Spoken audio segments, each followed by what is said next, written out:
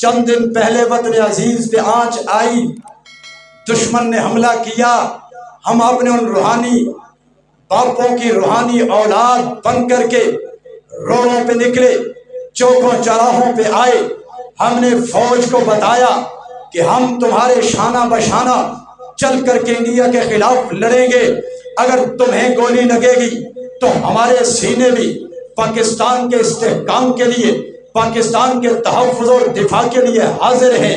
اگر فوج پاکستان کے تحفظ اور دفاع کے لیے اول پوزیشن میں چلے گی تو ہم علماء بھی فوج کے شانہ بشانہ اولین دستے میں چلیں گے۔ کیوں؟ اس لیے کہ ہم اپنے آباء و اجداد کے روحانی حلالی بیٹے ہیں۔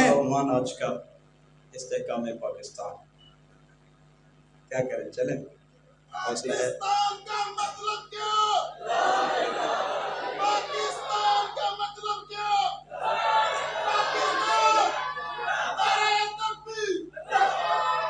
استحکام پاکستان کے لیے اسوہ حسینی ہمارے لیے نمونہ ہے۔ استحکام پاکستان کے لیے اسوہ حسینی ہمارے لیے کیا ہے؟ نمونہ ہے۔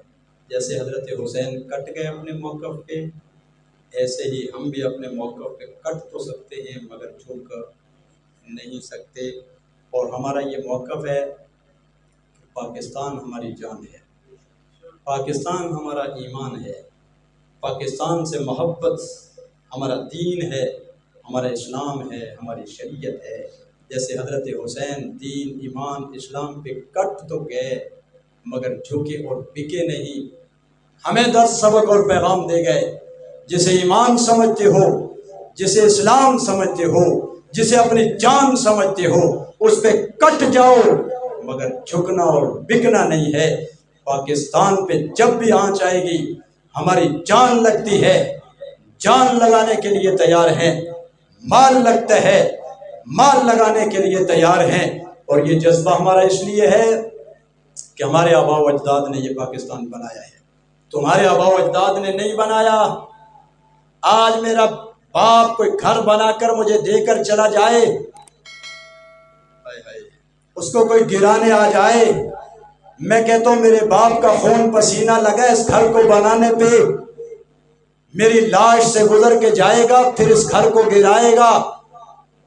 میں غیرت مند بیٹا ہوں، اگر کوئی بے غیرت بیٹا ہو وہ کہے گا ٹھیک ہے باپ کی محنت لگی ہے مجھے کیا ہے۔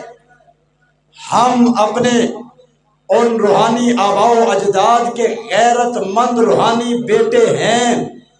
چند دن پہلے وطن عزیز پہ آنچ آئی، دشمن نے حملہ کیا، ہم اپنے ان روحانی باپوں کی روحانی اولاد بن کر کے روڈوں پہ نکلے، چوکوں چوراہوں پہ آئے، ہم نے فوج کو بتایا کہ ہم تمہارے شانہ بشانہ چل کر کے انڈیا کے خلاف لڑیں گے، اگر تمہیں گولی لگے گی تو ہمارے سینے بھی پاکستان کے استحکام کے لیے، پاکستان کے تحفظ اور دفاع کے لیے حاضر ہیں۔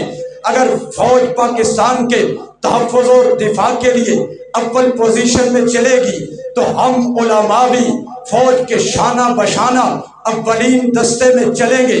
کیوں؟ اس لیے کہ ہم اپنے آباء و اجداد کے روحانی حلالی بیٹے ہیں۔ لیکن تم جب پاکستان پہ آنچ آئی بیٹھے رہے، نہ نکلے۔ جب تمہارے باپ ایران پہ آنچ آئی تم چوکوں چوراہوں میں نکل آئے۔ اس سے معلوم یہ ہوتا ہے تم پاکستان کے وفادار نہیں ہو، تم پاکستان کے غدار ہو، تم پاکستان کے ساتھ بے وفائی کرنے والے ہو، کھاتے پاکستان کو ہو، غداری پاکستان سے کرتے ہو۔ میں حکمرانوں سے کہنا چاہتا ہوں اگر تمہیں پاکستان کے استحکام چاہیے آؤ علماء کے قدموں میں، یہ جنہوں نے تمہیں پاکستان بنا کر کے دیا ہے یہی تمہیں پاکستان کا دفاع کر کے سکھائیں گے، یہی تمہیں پاکستان کا استحکام سکھائیں گے۔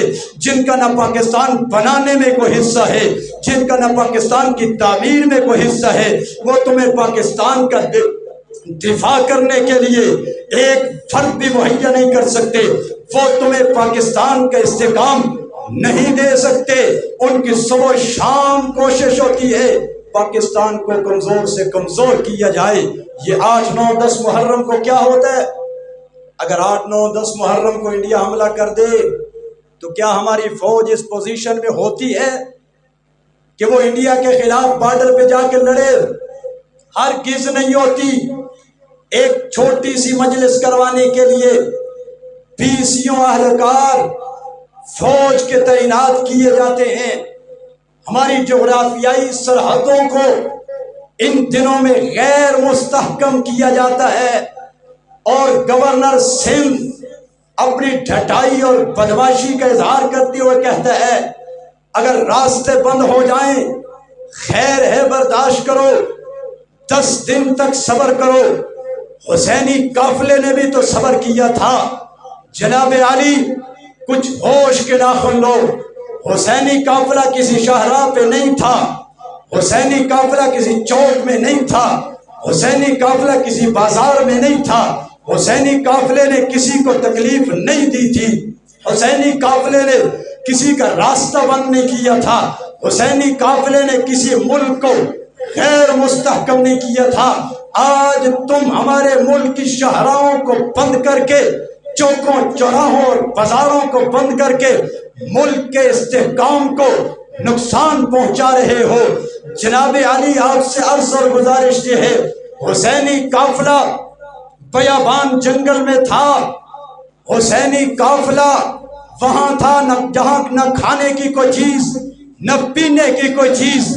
اگر مثال حضرت حسین سے لینی ہے، اگر مثال حسینی قافلے سے لینی ہے، ان اپنے قافلوں سے کہو چھوڑو بازار، چھوڑو چوک، چھوڑو شاہراہ۔ کیا ملک پاکستان وطن عزیز میں بیابان جنگل نہیں ہے؟ کیا پہاڑوں کی وادیاں نہیں ہیں جہاں شاہراہیں نہیں، جہاں چوک چوراہے نہیں ہیں؟ لے جاؤ ان کو جنگلوں میں، وہاں جا کر کے 10 دن نہیں 10 سال تک ان کو وہاں پٹواتے رہو، ہمیں کوئی اعتراض نہیں ہے۔ ہمیں اعتراض یہ ہے ہمارے ملک کی شاہراہیں بند کر کے، ہمارے ملک کے راستے بند کر کے، ہمارے ملک کے چوک بند کر کے، ہمارے ملک کے بازار بند کر کے، ہماری مساجد کے دروازوں کو تالے لگا کے، ہمارے سنی نوجوانوں کے گھروں کو تالے لگا کے تم ہمارے وطن عزیز پاکستان کے استحکام کو نقصان پہنچاتے ہو۔ ہمیں تمہارے جلوسوں پہ کوئی اعتراض نہیں۔ نکالیے حسینی قافلے کی طرح کسی بیابان جنگل میں جا کر کے، وہاں جا کر کے ماتم کیجئے، پیٹیے، اور اگر ہماری ضرورت ہو ہم بھی آپ کی خدمت کے لیے تیار ہیں، مگر ہماری شاہراہوں کو بند کر کے، ہمارے چوک چوراہے کو بند کر کے، ہماری مسجدوں کو تالے لگا کے ہمارے ملک کے استحکام کو نقصان مت پہنچے۔